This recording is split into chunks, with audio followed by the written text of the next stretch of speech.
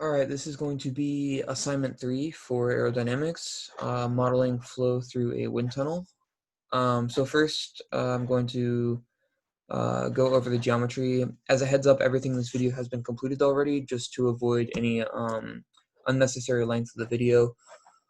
So to first and foremost, I'll go over the geometry. So for our X and Y plan, I have the wind tunnel here. Sketch 1 is composed of just basically simple lines. I went to the line tool. I first started off by drawing the test section in a rectangle like this, and then I went to dimensions and I just basically dragged out the test section length and made sure it was accurate. Same with the height. And then in order to get my the nozzle correct dimension wise, I actually wrote down on paper the dimensions and did the math, and just found the height of this portion here along from this part and made like two little triangles, and then I just connected them all together in the end. And I repeated the same process for the diffuser. And then if we take a look at our dimensions here, our diffuser outlet should be 0.889 meters. Our nozzle inlet diameter is 1.6256 meters, and our test section length is 1.2192 meters. And once that's completed, you can go to concept, surfaces from sketches, and then you get this nice surface along here. For the bonus question, all you would have to do is, rather than doing a surfaces from sketches, you would add a small circle with the circle sketch. So you'd go to circle, you would just draw like a little circle kind of right in the middle area, and go back and then do undo. Yeah, you just draw that little circle and then do surfaces from sketches, and then you'd have that circle included in your wind flow, so you could model it properly. Moving on though to the next section, which is the meshing. Let me share my screen really quickly. So for the meshing, everything has already been completed already. I'll do a quick little zoom in to show you. As you can tell, this mesh is very fine, meaning that our results should be quite accurate. So for the meshing process, I just went to mesh, I right-clicked, I went to insert method, and then this method came up, and I made sure to click off triangles rather than the quadrilateral dominant, and then I applied that. Then following that, I did refinement level 2, and again, this is the mesh we came up with. It is important to note that you have to name your selections as well. So this is my inlet, this is my outlet, and then the wall is just the top and the bottom of the wind tunnel. All right, so once that is complete, we can go on to the setup, which is here. All right, so first and foremost, we have to check off our energy, which is good there. Next, we have to go to our viscous model and choose K epsilon, standard, enhanced wall treatment, pressure gradient effects, and OK. Next, we can go to the boundary conditions. Our inlet, make sure it is velocity inlet, and make sure that this is changed to 10 meters per second. Next is the reference values. We want to make sure this is being calculated from our inlet. Temperature is 300 Kelvin.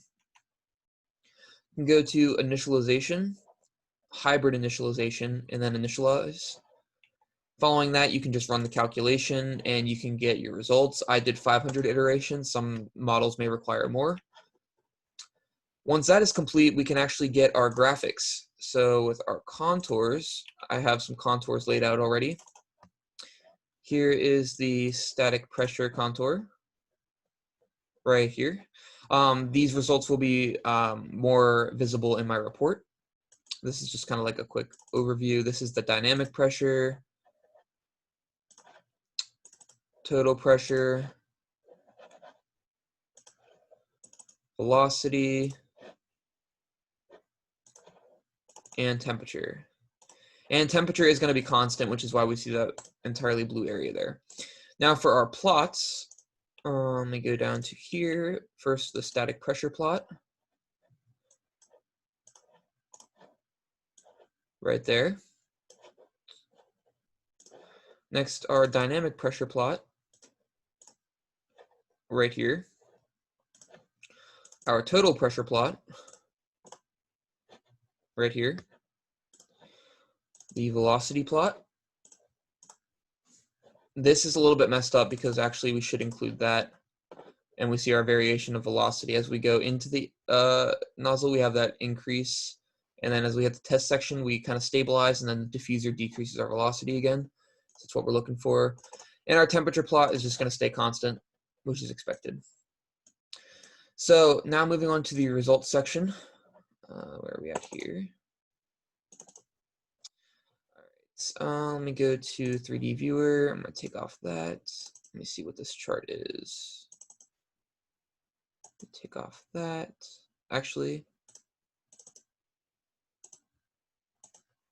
just have to double check because I made a couple of these. Okay, that's correct. Okay, cool.